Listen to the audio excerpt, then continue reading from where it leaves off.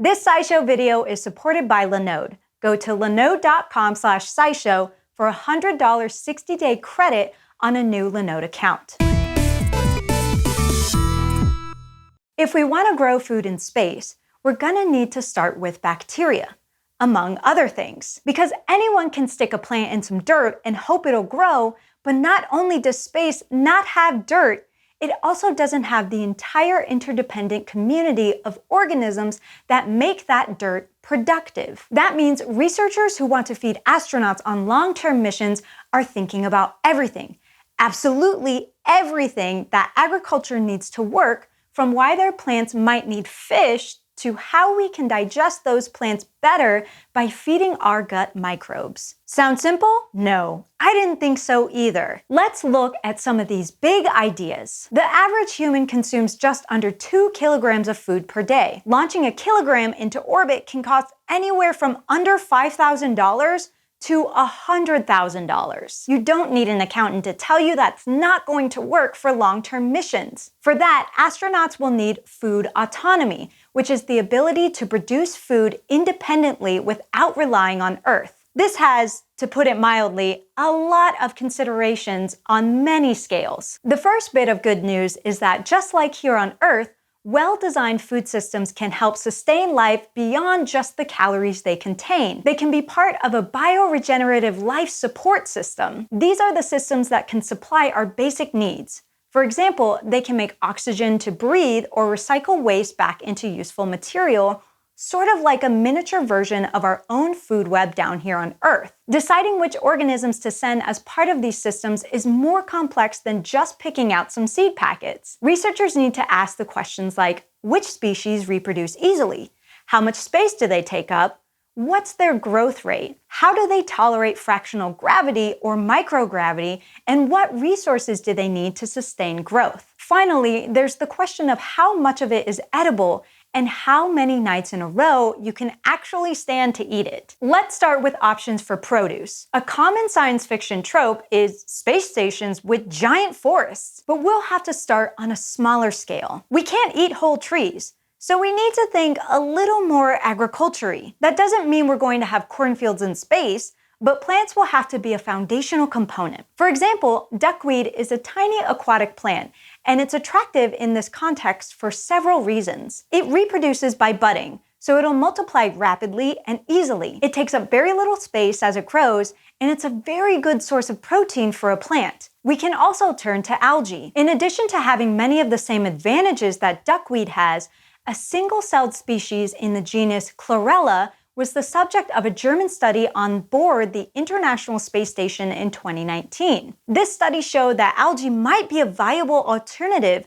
or supplement to more traditional plant options. But while algae and duckweed are efficient, they need to be highly processed and are not exactly what most astronauts would consider comfort foods. It's just not going to replace grandma's mac and cheese. But more traditional crops have a waste problem. Space is notoriously limited on spaceships, and something like a delicious tomato comes with inedible vines and leaves. It took a lot of precious resources to grow those vines, so we don't want to just eject them into space. So NASA-backed researchers have been investigating solutions. They have genetically engineered a tomato variety that makes bigger fruits with less foliage than traditional plants. But if we want to mimic the efficiency of natural systems as much as possible, we will need to include more than just plants. Maybe someday we'll have huge starships or lunar colonies that can hold more traditional farm animals, but right now we've got to think a little smaller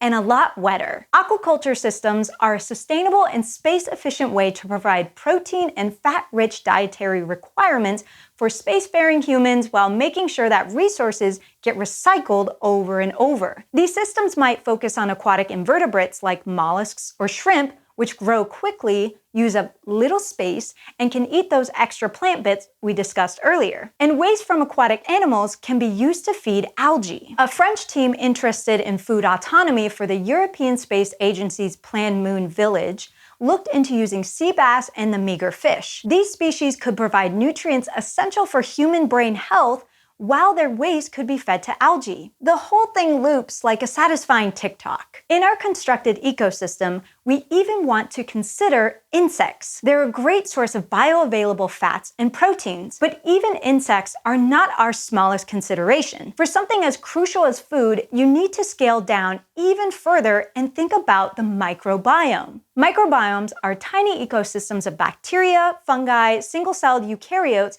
and a whole host of other critters that help break down food elements that otherwise don't get consumed. We can maximize the food output by designing and curating our selections of microbes in our food production systems. But microbiomes aren't just in soil and water, they are in the guts of animals, including humans. The diversity and abundance of gut microbes influence what nutrients we extract from our food. A better understanding of the human microbiome may help us select bacteria species that allow us to get the most out of the food we do eat. The idea is astronauts may one day be able to take personalized prebiotics, basically bacteria food, that support desired species. Researchers are working to understand our microbes and learn what we can do to support them. That way, we could allow astronaut bellies to do more with less and decrease the amount they would actually have to grow. Living systems can be incredibly complex, and food production is already complicated before you add space to the equation. But an astronaut's gotta eat.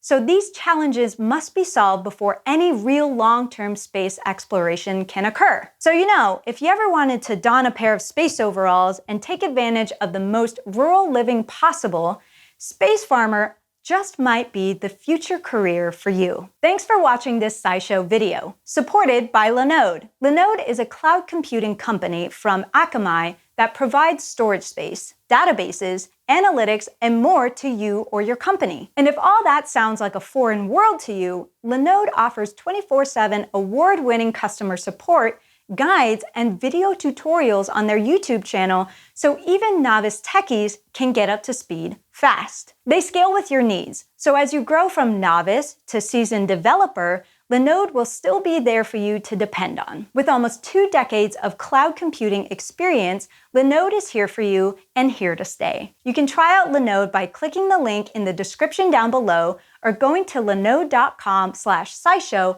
for $100 60-day credit on a new Linode account. We'll catch you in the next video.